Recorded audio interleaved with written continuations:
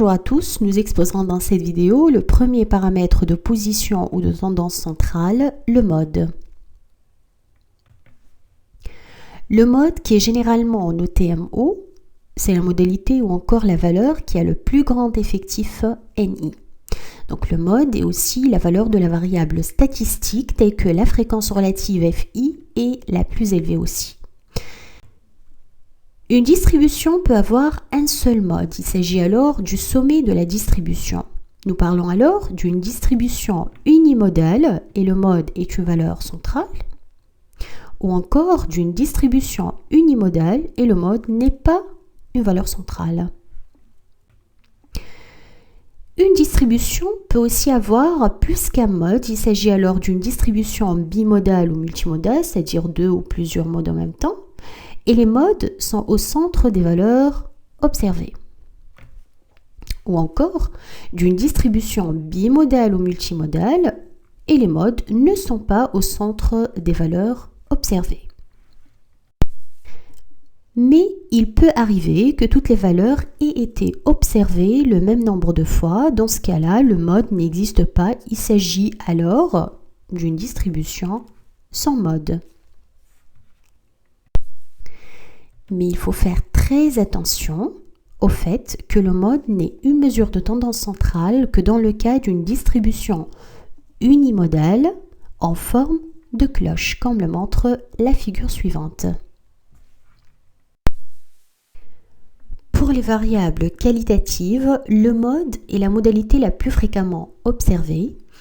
Si nous considérons l'exemple, la perception de l'état de santé pour un effectif total de 14 382, le mode dans cet exemple est la modalité bon, avec un effectif modal de 7 320. Il est à noter que le mode est la seule mesure de tendance centrale applicable aux variables qualitatives. Pour les variables quantitatives et dans le cas de données individuelles ou données simples, le mode est la valeur la plus fréquemment observée, ou tout simplement, c'est la valeur de la série statistique qui apparaît le plus de fois. Nous considérons donc qu'il y a la série statistique suivante dont nous voulons déterminer le mode. Dans ce cas, le mode est égal à 7. Pour les variables quantitatives discrètes, le mode est la valeur de la variable statistique telle que l'effectif ou encore la fréquence relative FI est la plus élevée.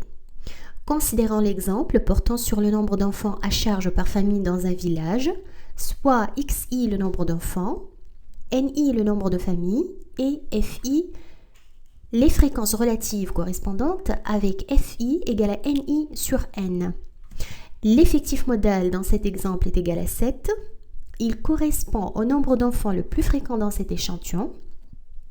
La fréquence relative la plus élevée est égale à 0,32. Cela signifie que 32% des familles du village ont 3 enfants. Le mode est alors égal à 3. Pour les variables quantitatives continues, la classe qui correspond à l'effectif le plus élevé est appelée classe modale. Le mode est donc le centre de la classe modale. Soit la distribution de salaire d'une entreprise pour un effectif total de 480 employés. L'effectif modal est égal à 160 employés. Le calcul des fréquences relatives montre que 0,333 est la fréquence la plus élevée. La classe modale est donc l'intervalle 200-250. Le mode est égal au centre de la classe modale, c'est-à-dire 200 plus 250 divisé par 2 est égal à 225. Le salaire le plus fréquent dans cet échantillon est égal à 225 unités monétaires. Merci, à la prochaine vidéo avec le deuxième paramètre de position ou de tendance centrale, la médiane.